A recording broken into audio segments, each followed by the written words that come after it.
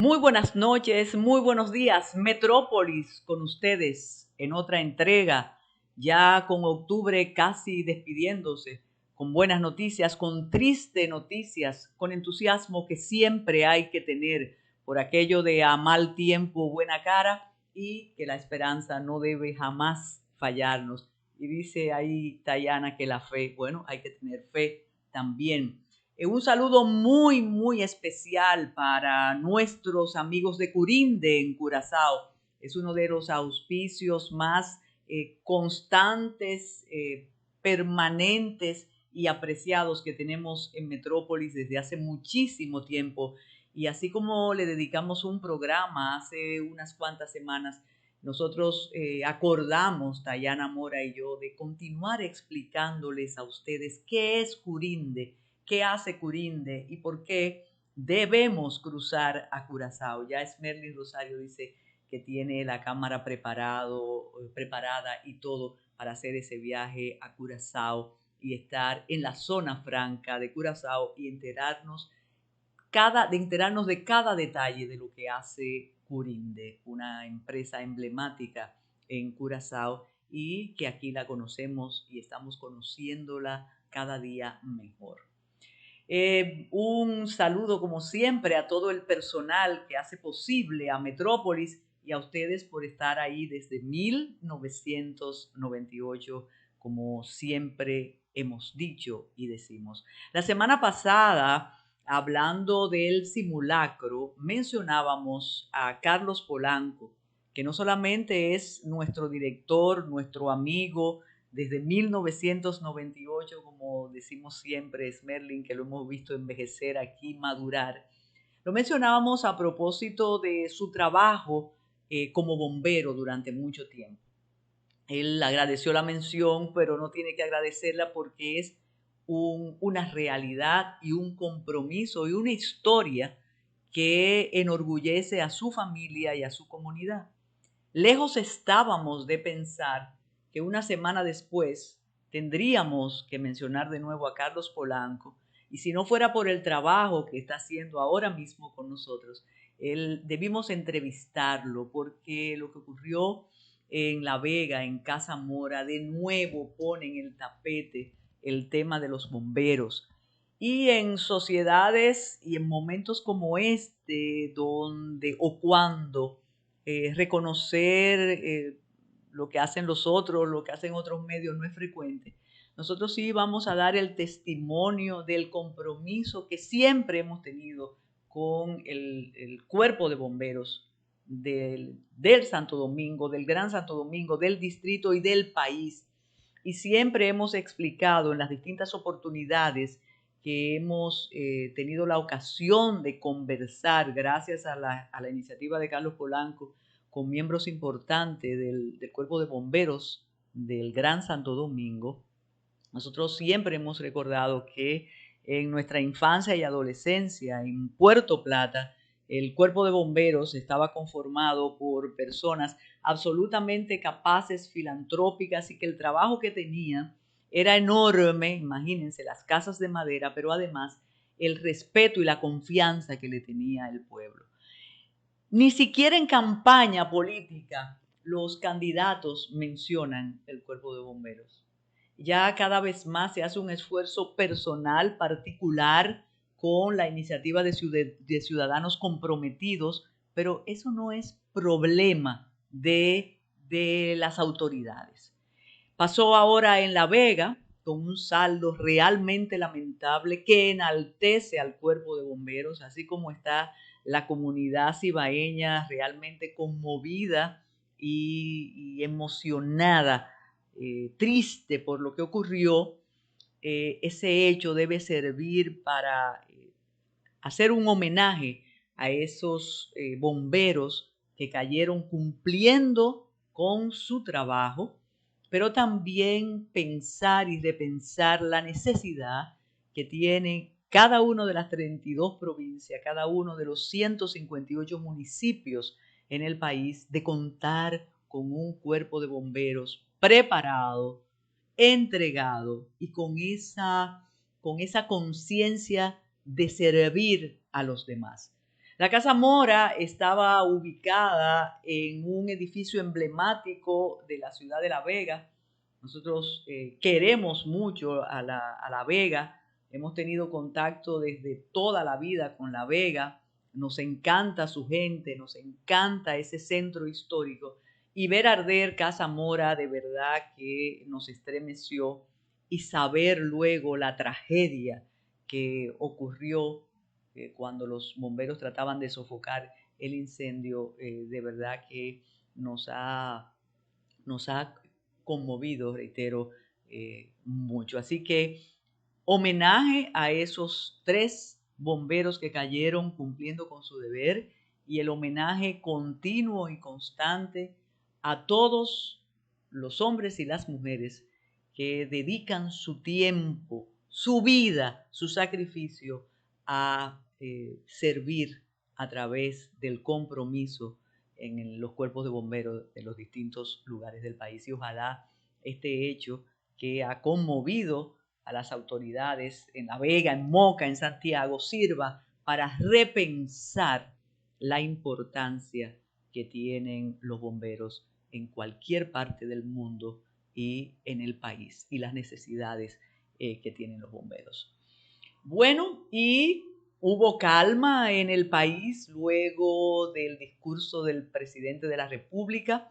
Tenemos que hacer una especie de historia para entender qué pasó, cómo pasó, y así como dicen que la fiesta dura poco en casa de pobres después de la algarabía y del respaldo y del reconocimiento a lo dicho por el presidente de la República, suspendiendo o impidiendo o diciendo no se preocupen que no les voy a cobrar más impuestos. Entonces, 24 horas después del discurso, vino la noticia del aumento en el costo del kilovatio.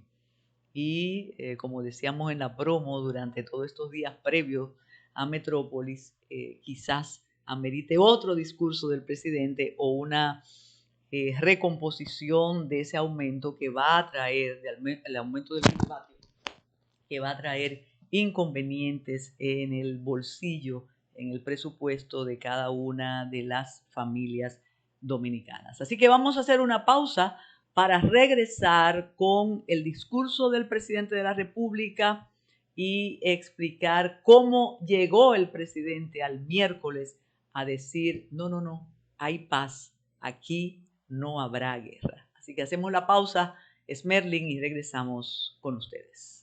Institucional,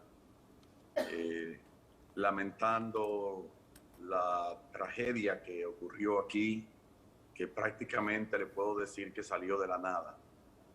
Yo fui el último en abandonar el lugar, yo estaba con ellos, hice todo lo posible para poder orientarlo, sacarlo, empujarlo, pero se me caían y de las manos se me iban y no podía con ellos y ya yo estaba perdiendo el conocimiento y tuve que salir corriendo a buscar a los otros compañeros para que me ayudaran, y en ese lapso de tiempo de unos 10 segundos vino todo abajo.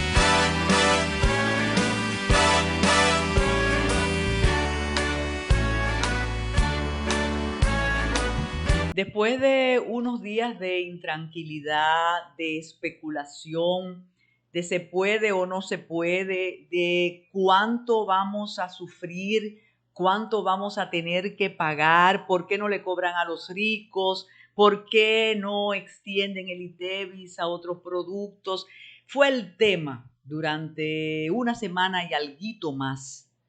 ¿Por qué fue el tema la reforma tributaria? Porque en el contexto, y me voy a atrever a decir, de una estrategia que yo considero estupenda de parte de quienes son responsables de la estrategia política, comunicacional del presidente de la República, dije estrategia de comunicación del presidente, no necesariamente algunos detalles que vamos a decir de choques de opiniones y de comunicación. Pues en una estrategia interesantísima, alguien dejó escapar el paquete fiscal completito.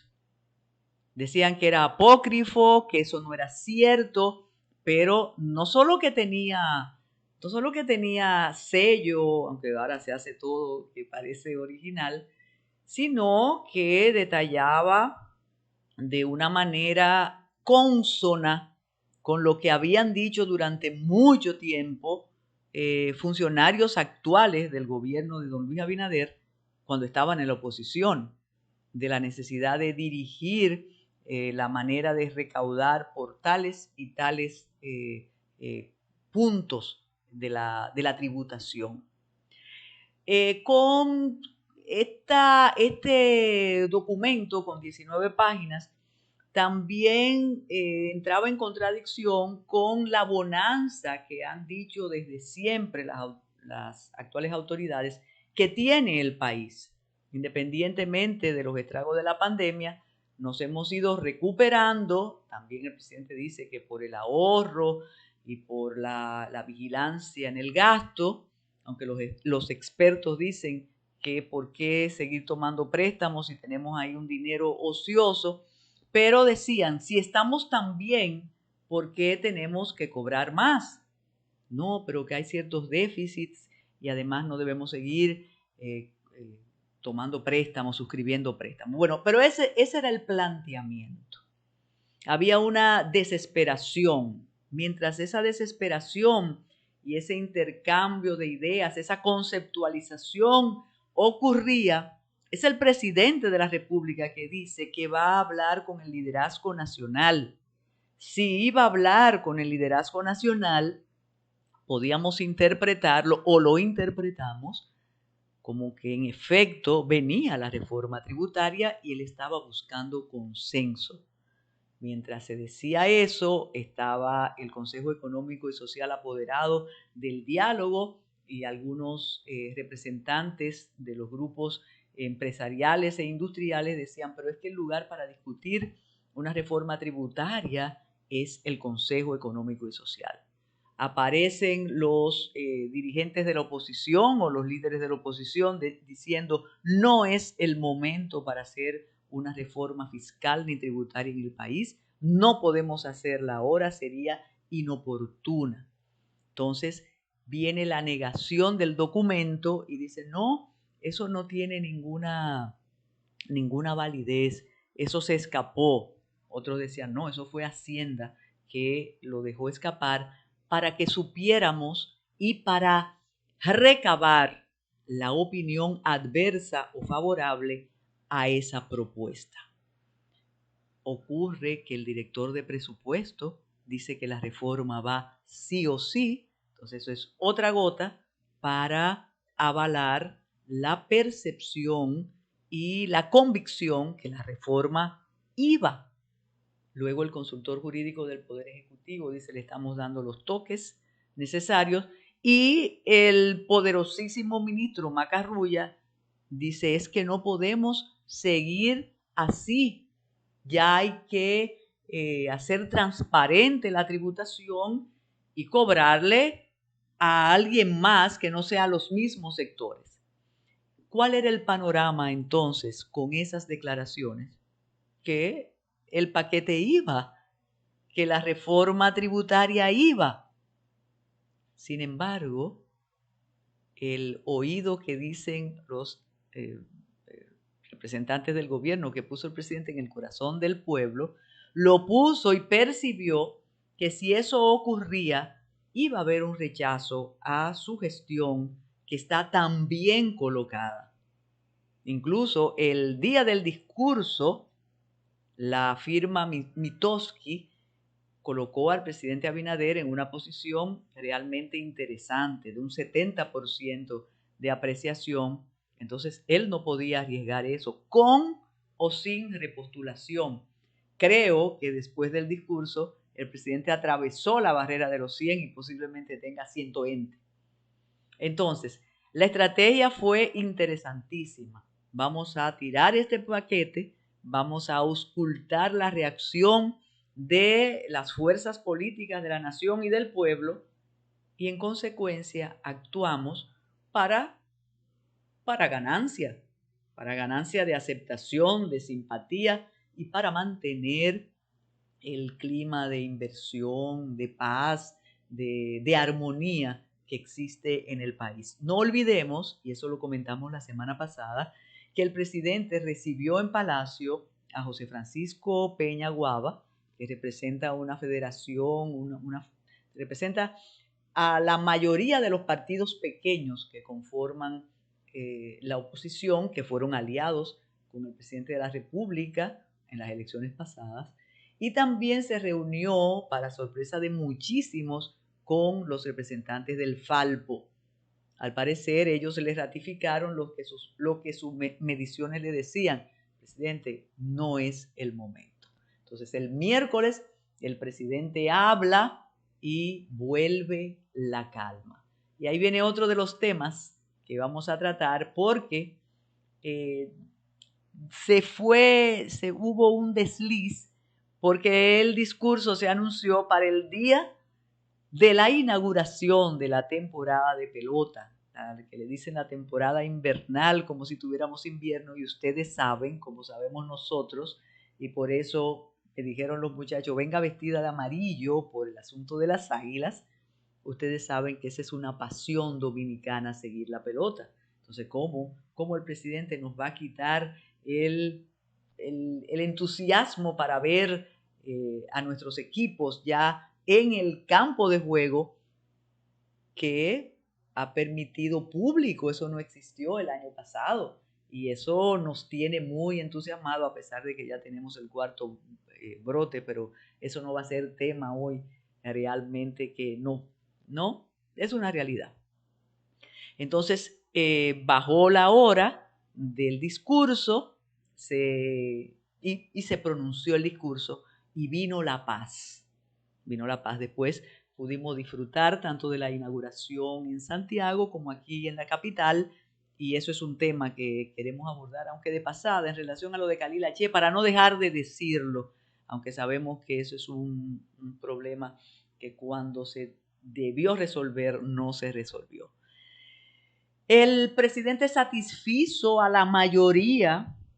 Algunos dicen que determinados sectores le hicieron presión, que no le permitieron hacer su reforma, pero la aceptación, como dije hace unos instantes, subió. A veces uno quiere postergar las experiencias terribles. Sin embargo, no pasaron 24 horas y nos enteramos que se inicia el desmonte del subsidio al costo de la energía eléctrica. Yo le decía a Esmerlin, y no tuve oportunidad de comentárselo a Carlos Polanco, yo le decía a Esmerlin Rosario que eso significa que va a tener que tendrá un gran control en el consumo de su casa, porque el costo del kilovatio va a aumentar posiblemente un 60%. Entonces, el entusiasmo que tuvimos horas después o desde que se pronunció el discurso está un poco opacado por algo que venía desde hace mucho tiempo y se había evitado, y es el aumento de la energía eléctrica. Vamos a compartir con ustedes el discurso del presidente de la República. Es corto, contundente. Reitero, después nos enteramos del asunto de la energía eléctrica y un poco el ánimo decayó, pero consideramos importante recordarles lo que dijo el presidente de la República y lo que devolvió la paz a la población, porque sabe que no va a tener que pagar mucho por ahora. Así que adelante, estudio, con el discurso del presidente Luis Abinader Corona. Dominicanas y dominicanos, cuando llegamos al gobierno hace algo más de un año, encontramos una situación muy compleja. Las grandes reformas que nuestro país necesitaba y la difícil coyuntura que el mundo atravesaba hicieron que nuestro trabajo se centrara en superar la emergencia sin dañar ni comprometer el futuro. La pandemia del COVID-19 había impactado no solo en la salud y en nuestra forma de vida, sino en la economía dominicana, afectando al empleo, la actividad y los cimientos de nuestra propia estructura productiva. Nuestro país y el mundo vivían una crisis económica de enorme magnitud que hemos debido enfrentar con políticas valientes y con una visión a largo plazo. Hoy, la situación está mejorando claramente. Nuestra vacunación es de las mejores del mundo y nuestra letalidad es de las más bajas. Además, nuestra economía experimenta uno de los mayores crecimientos a nivel internacional y el nivel de empleos pre-COVID ya se ha recuperado. Amigas y amigos, la República Dominicana lleva mucho tiempo debatiendo la necesidad de una reforma fiscal integral. Durante años, se han aprobado múltiples aumentos de impuestos a lo que se llamó parches tributarios.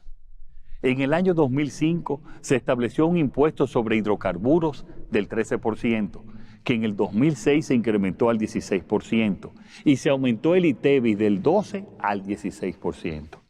En el 2011 se elevó el impuesto de la renta de personas jurídicas hasta el 27%. En el 2012 el ITEVIS pasó del 16% al 18%, gravando bienes que hasta entonces estaban exentos, como el aceite comestible, el azúcar, el cacao y el café. Durante estos días hemos vuelto a oír hablar mucho de impuestos, pero poco se ha dicho de la otra cara de la moneda de la política fiscal, los gastos. Y es aquí donde el gobierno está centrando sus esfuerzos en este momento. Desde el principio nos comprometimos de manera absoluta con la calidad del gasto, el manejo prudente y transparente de los fondos públicos y la recuperación de los bienes sustraídos del patrimonio del Estado. Los fondos públicos son de todos los dominicanos y yo me he comprometido ante ustedes a administrarlos correctamente y a defenderlos con uñas y dientes, combatiendo el despilfarro y luchando contra quienes quieren echarles encima las garras de la corrupción. Entre enero y septiembre de 2021 hemos disminuido un 255% los gastos con respecto al mismo periodo del año anterior, en todas las partidas que no afectan directamente al bienestar de los dominicanos, consiguiendo un ahorro de más de 27,000 millones de pesos. Entre las más significativas debo señalar una reducción en el gasto de publicidad y propaganda del 70%, al bajar de más de 5,490 millones de pesos durante el periodo anterior a 1,612 millones en este. En las partidas de uso discrecional, de enero a septiembre del 2020 se gastaron 4,437 millones, mientras que en el mismo periodo, ya con este gobierno, apenas se ejecutaron 161 millones de pesos, una reducción del 2,648%. En dietas de alimentos y bebidas, el gasto se ha reducido un 143%. Dentro del país, la reducción de dietas alcanzó un 2,136% respecto al 2020 y en viáticos a personas con labor diplomática y consular, la disminución llega al 87%. En la compra de muebles y equipos de oficinas gubernamentales, la ejecución en el 2021 fue de 479% menos con relación al 2020, y en materiales perecederos las reducciones sobrepasan el 1,500%. Además de esto, hemos reducido estructuras, eliminado entidades y fusionado otras. Ejemplo de esto es el despacho de la primera dama, Procomunidad, la Oficina de Ingenieros Supervisores de Obras del Estado OISOE, el Consejo Estatal del Azúcar, la CDEE, FONPER o la fusión de la DIAPE y el DICOM, entre otras. Y seguiremos con esta misma línea de mejorar la calidad del gasto. Con una gestión de la administración más eficiente, hemos conseguido que, por ejemplo, entidades como Promese adquirieran más medicamentos con el mismo presupuesto, que los comedores económicos y el plan social hayan aumentado un 30% sus raciones y ayudas con los mismos recursos, o que empresas públicas como Refidonza o el Banco de Reservas hayan tenido más beneficios. No se trata de gastar más, hay que gastar mejor. Solo en lo necesario, solo en lo que mejore la calidad de vida de los dominicanos. Y por eso cada peso del presupuesto público tiene puesto ahora la lupa del presidente. Señoras y señores, la agenda de reformas institucionales que hemos propuesto en casi todos los frentes y una verdadera racionalización del gasto público para hacerlo eficaz y productivo ya han empezado a reactivar nuestra economía y a proporcionarnos los medios suficientes para cuadrar nuestras cuentas sin tocar el bolsillo de los ciudadanos. El Banco Central informó hace unos días de que República Dominicana ha tenido un crecimiento del 12.7% del PIB de enero a septiembre respecto al año anterior. Ya hemos recuperado los niveles de empleo prepandemia. Sectores como el de zonas francas o el turismo están en capacidad de romper récords en los próximos meses y somos el país que más confianza para la inversión privada nacional y extranjera genera en toda la región del Caribe. Este gobierno es firme. No tememos remar contra corriente si sabemos que vamos en la dirección adecuada, como con la propuesta de una tercera dosis de la vacuna, que en su día resultó polémica y hoy se ha demostrado exitosa. Pero también escuchamos a nuestro pueblo y somos conscientes de que hoy, con un aumento exponencial de los precios internacionales del petróleo, de los productos de alimentación básicos, de las materias primas para fertilizantes, con el impacto que eso tiene en las economías domésticas, no es el momento de pedir a los dominicanos más esfuerzos, es el momento de estar cerca de la gente. Por eso no vamos a aumentar impuestos. Y hoy quiero anunciarles que no someteremos ninguna reforma tributaria. Ahora, nuestra única prioridad es consolidar la recuperación económica. Señoras y señores, las posibilidades de la República Dominicana son enormes, pero los necesito a todos ustedes conmigo para sacar este país adelante. Tenemos un enorme reto colectivo ante nosotros y estoy dispuesto a trabajar hombro con cada dominicano y dominicana para conseguir los objetivos que como país nos hemos propuesto. Una nación en proceso de desarrollo, con una inversión pública productiva que genere un crecimiento económico que llegue a todos y con una mejora de la red de servicios públicos.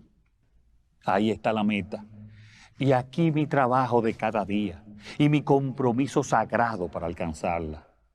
Hoy les pido a todos y a todas que me acompañen.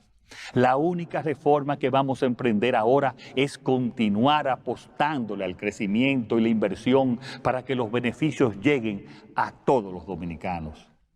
Muchas gracias y que Dios siga bendiciendo a la República Dominicana.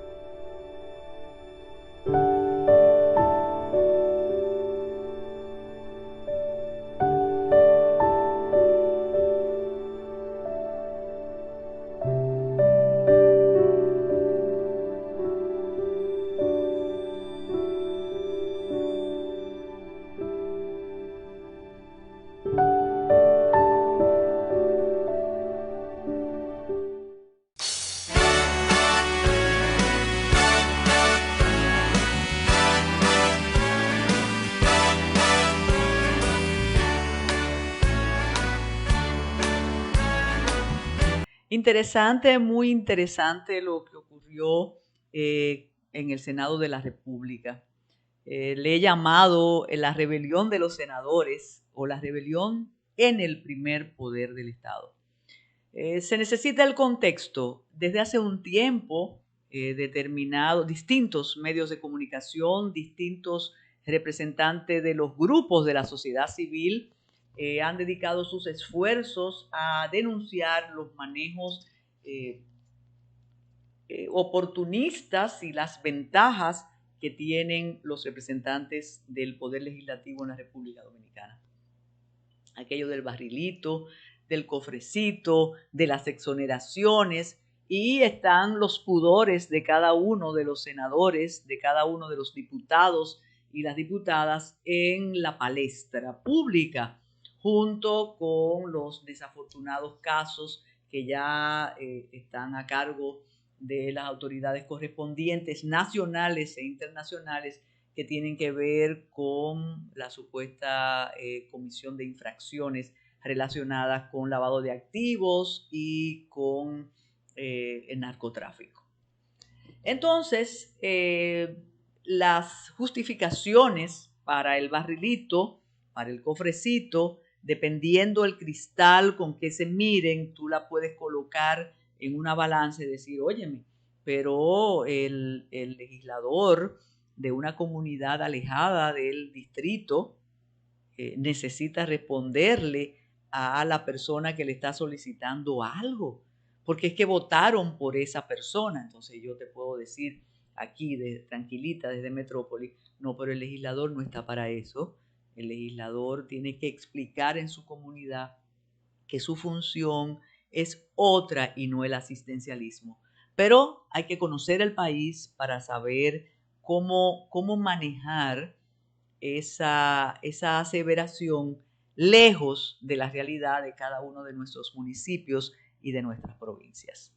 Mientras el descrédito iba y venía, los senadores decidieron desmontar una serie de exenciones y de facilidades para ratificar y demostrar con la propuesta de desmonte que no solo ellos son los privilegiados con exenciones, con barrilitos, exoneraciones y con cofrecitos en el país, sino que hay muchos sectores, muchos de los que se dan golpes en el pecho, que disfrutan de exenciones, de exoneraciones y de dispensas y de muchos beneficios.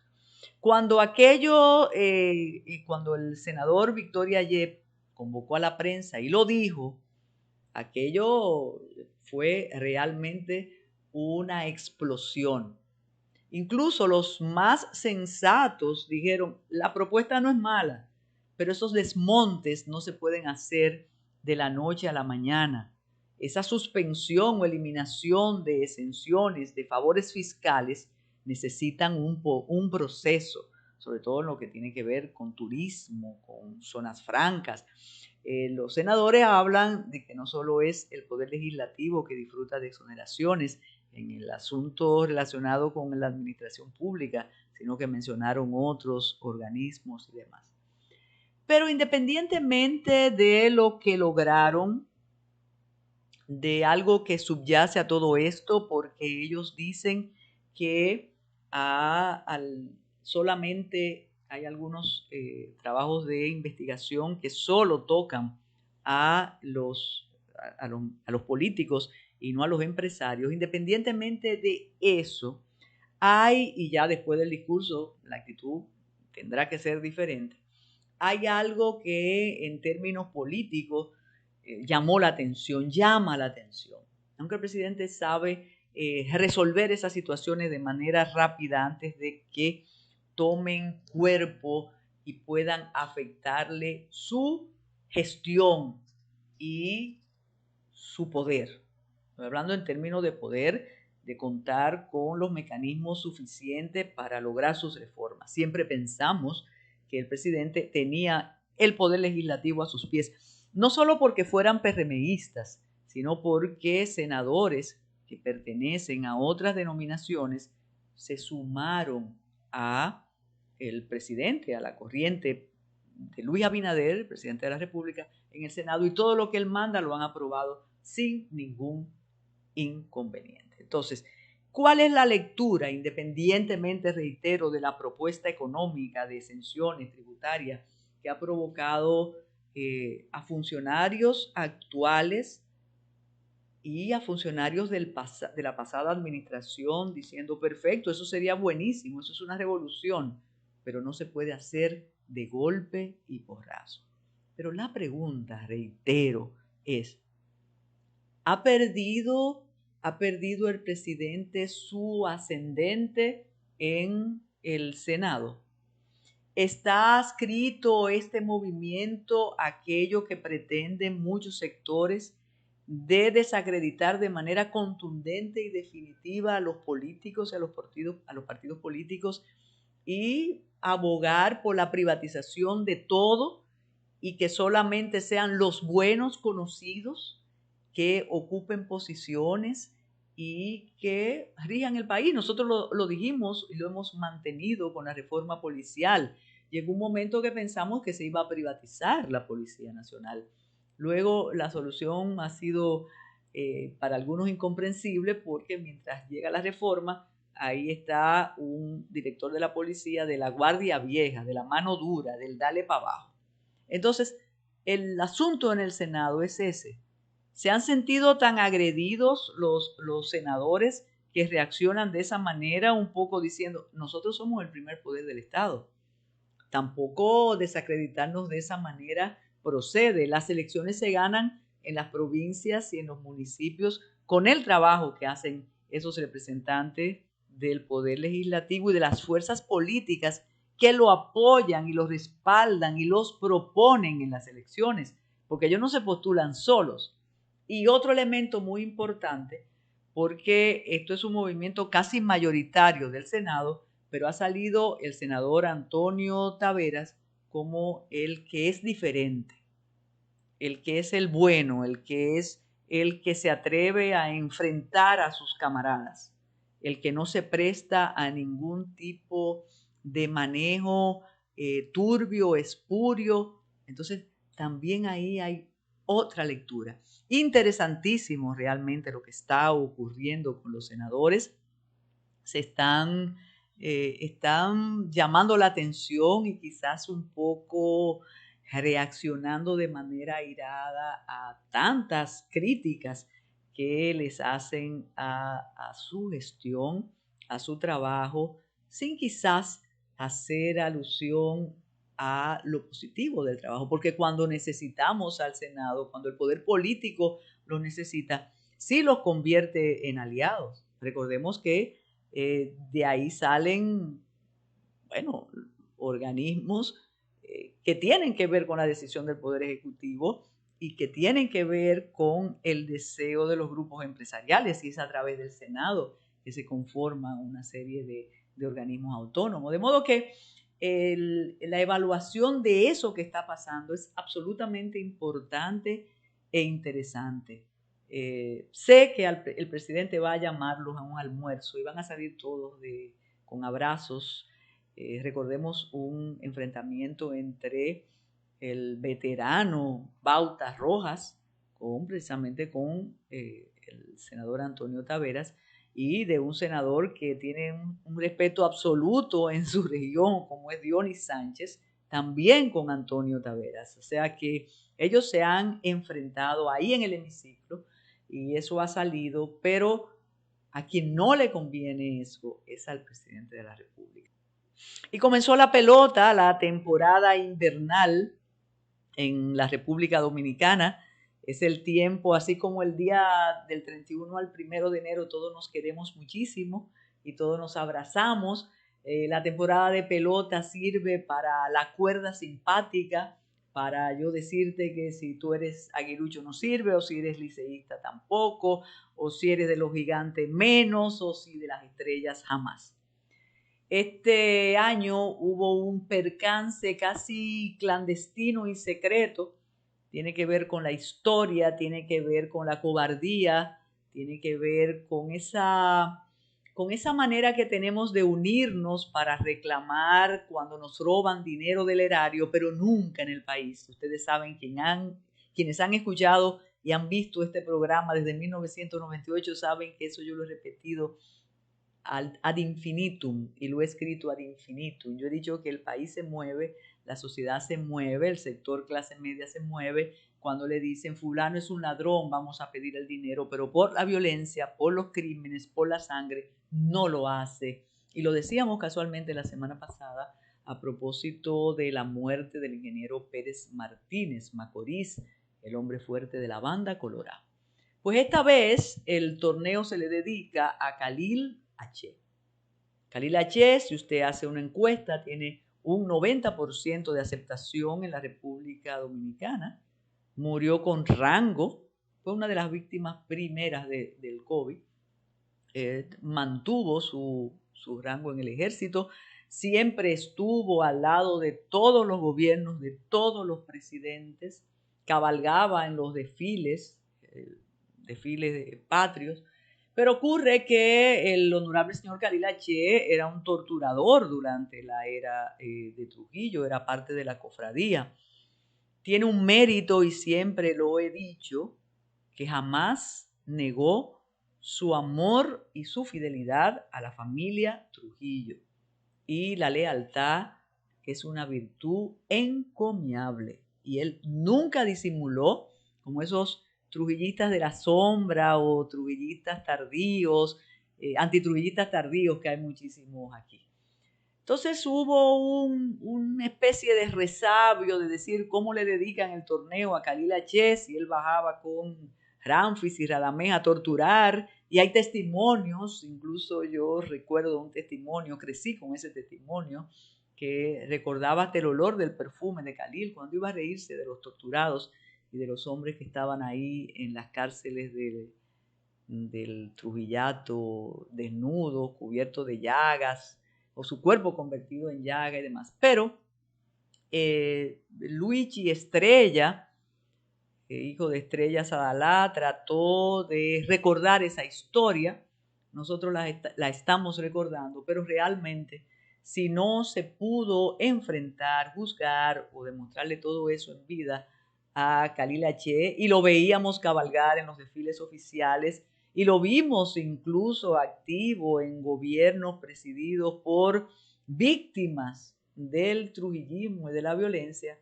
Ahora solo nos queda tragar y decir que hay pelota y que vamos a disfrutar del otro triunfo de las Águilas, pero se le dedicó a Khalil H y no hubo la reacción condigna, porque no la hubo a tiempo. Y siempre las reacciones inoportunas son nefastas. Así que nada, a jugar pelota. Y ahora Tayana Mora Ramis y su Ready para exportar.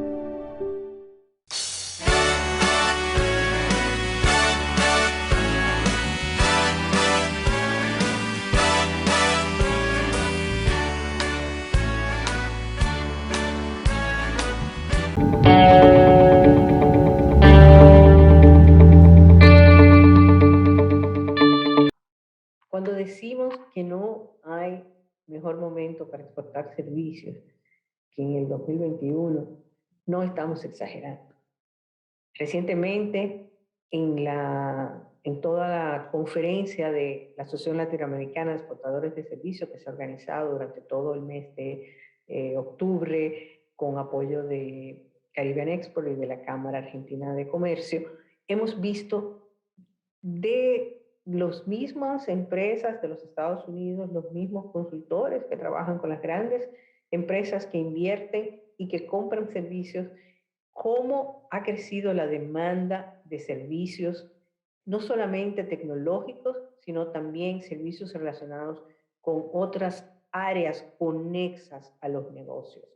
Durante la pandemia vimos cómo el renglón de otros servicios crecieron, a pesar de que turismo y de que otros renglones bajaron, el renglón de otros servicios, donde están todos estos tipos de servicios de outsourcing, de subcontrataciones, fueron creciendo. No solamente en el área tecnológica, como decimos, sino también en otras áreas. Y es por eso que nosotros estamos dando y hemos sacado este segmento para dar la voz de alerta. Es importante y es necesario que entendamos que este es el momento, que hay que aprovechar cuando los mercados nos están diciendo queremos contratarnos, cuando los mercados están dispuestos a mirar a los sitios que tradicionalmente no están posicionados como sitios donde pueden conseguir el talento que se está demandando. Están mirando al Caribe, están mirando a África, están mirando a sitios donde antes no se miraba, para buscar ese técnico, esa técnica, esa persona con los conocimientos en leyes, en contabilidad, en muchísimas otras áreas conexas e importantes para el desarrollo de muchas de esas empresas, no solamente las multinacionales, sino que también ahora vemos un fenómeno donde las empresas medianas también están buscando opciones para subcontratar. La pandemia nos mostró que podemos trabajar con un personal en cualquier parte del mundo, por lo tanto, esa flexibilidad ellos la están usando para captar ese trabajador o esa empresa con la que puedan trabajar, no importa dónde estén. Lo que tiene que tener el nivel necesario y demostrar que puede hacer el trabajo que ellos están demandando. Pero ahora mismo están dispuestos a pagar mucho más por el mismo servicio. Ya el ser el destino más barato no es la única atracción. De hecho, hay otros factores que esos compradores están tomando en cuenta. Ustedes han oído hablar mucho del nearshoring, que quiere decir que no solamente vamos a captar esos técnicos y esos servicios en Asia, que es el mercado tradicional, la India, Filipinas. La India en el desarrollo de software es líder, la Filipina es líder en call center, pero ahora quieren lugares también que estén cerca.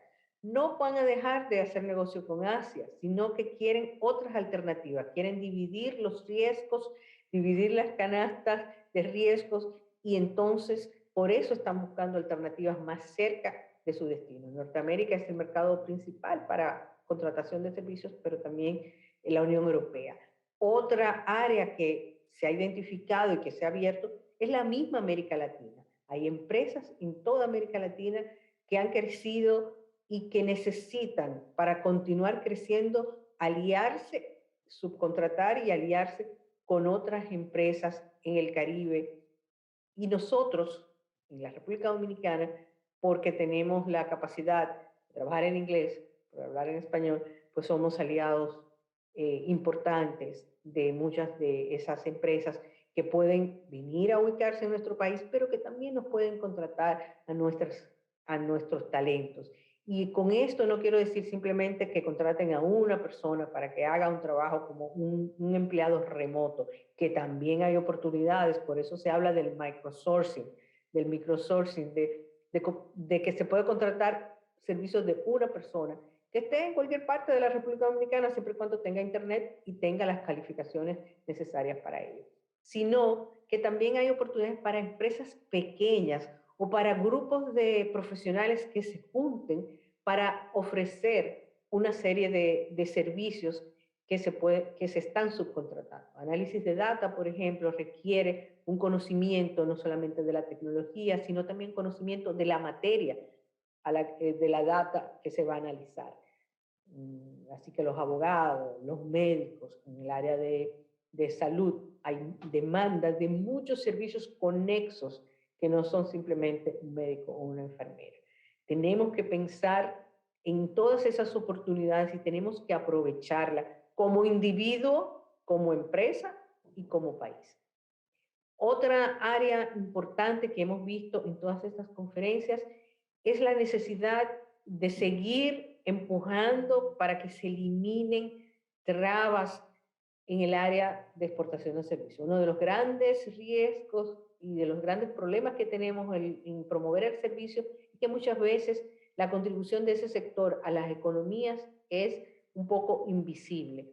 No salen en las estadísticas, están bajo otros negocios, otros servicios en las balanzas de pago y no nos damos cuenta cuánto impacta, cuánto los profesionales, cuánto las TICs dan a nuestra economía. En el caso, por ejemplo, del cine, porque tenemos la ley de cine, pues toda esa data sí se recoge porque todas las empresas que trabajan en el sector y que se quieren beneficiar de la ley tienen que registrarse. Por lo tanto, hay un mayor control. Y ahora mismo DGCINE y las otras instituciones relacionadas con el sector pues están mejorando cada vez más la data que existe para identificar las necesidades de ese sector. Pero el reto es que reconozcamos que ese sector contribuye mucho a nuestra economía, pero puede contribuir más si eliminamos trabas. Ahora que decidimos que no vamos a tener una reforma fiscal, por lo menos en el corto plazo, es importante entonces buscar medidas para destrabar sectores. Todavía tenemos, por ejemplo, una ley de zona franca que te habla de tener un celador, que era para cuando tú tenías una zona franca de bienes solamente. En servicio, las zonas francas también tienen un reto, no solamente en nuestro país, en otras partes de América Latina y el Caribe, en el que se supone que un régimen de zona franca estaba constreñido a un área geográfica. ¿Qué pasa cuando todos nuestros trabajadores están trabajando remotamente? Claro, se entendía que durante la pandemia era una medida de emergencia, pero eso ya es la realidad. Vamos a tener empleados híbridos que algunos estarán en nuestras oficinas, pero otros estarán en otras partes. Entonces, ¿cómo facilitar esa realidad y aún se pueda mantener esos regímenes especiales? Una solución que nos contó Costa Rica, que nos cuenta Colombia, es facilitar la cadena, el encadenamiento productivo sin perder los beneficios de esos regímenes especiales. Es decir, que podemos tener en una empresa dominicana fuera de zona franca dando servicios a la zona franca, no a otra empresa fuera del país, sino a una empresa ubicada en nuestro país, pero que sean servicios internacionales y hacer ese outsourcing en el mismo país. Entonces, sin perder todo ese encadenamiento, sin que deje de ser una exportación de servicios, porque lo es.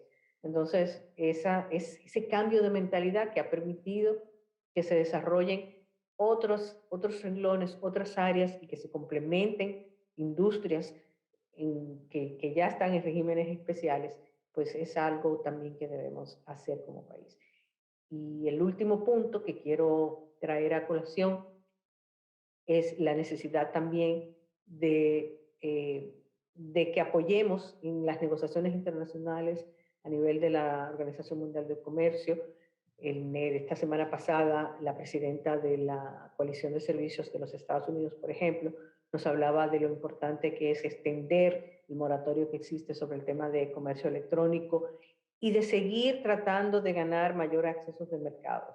A veces nuestras empresas, y eso lo hemos visto en entrevistas que hemos hecho aquí mismo en Ready para Exportar, como restricciones bancarias, restricciones en el tema de las telecomunicaciones, restricciones en el tema de manejo de data, falta de leyes más fuertes en temas de privacidad, pues impiden o que tengamos ciertas inversiones en nuestro país o que podamos exportar a otros países dentro de América Latina, pero también de cualquier otro renglón. Entonces, tenemos que, el tema de la doble tributación, tenemos que ir viendo cómo vamos a facilitar para que más dominicanos, empresas e individuos puedan exportar servicios. Este es el momento. Y unidos tenemos ya una estrategia de exportación de servicios modernos. Lo que tenemos es que todas las instituciones públicas y privadas aunar esfuerzos de manera que esa sinergia sea lo que haga que avance cada uno de esos sectores representativos.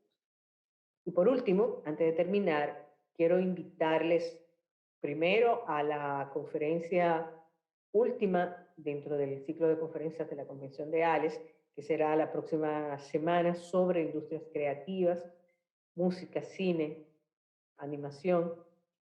Acompáñenos, es online, solo tienen que registrarse, ales2021.events, o lo pueden ver en vivo ahí, este miércoles 3 de noviembre a las 2 p.m.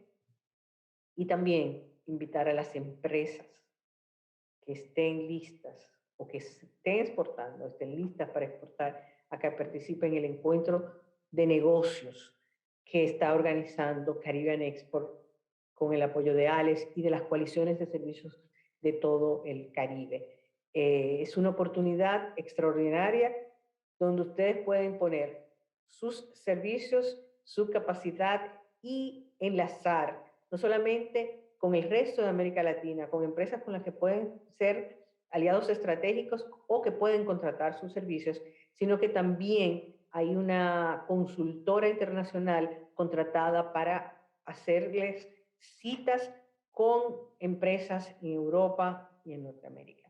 Entonces creo que es una oportunidad extraordinaria.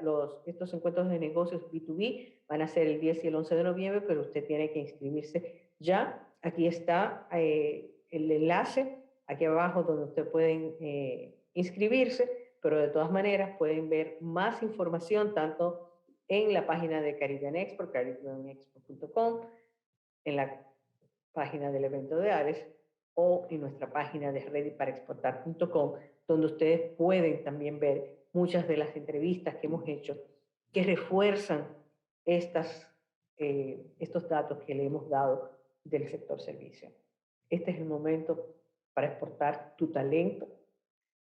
Y por último, la última cosa que le vamos a anunciar es que con el Ministerio de Industria, Comercio y MIPYME, el Viceministerio de Fomento a las MIPYMES, el Viceministerio de Comercio Exterior, vamos a estar dando una nueva ronda del programa Empaca tu Talento, precisamente para aquellos que todavía no están listos para exportar, pero que quieren prepararse para exportar. También hay una opción para ustedes. Si ya ustedes están listos, si ya ustedes exportan, entonces expandan sus mercados en los B2B de ALES y Caribbean Export el 10 y el 11.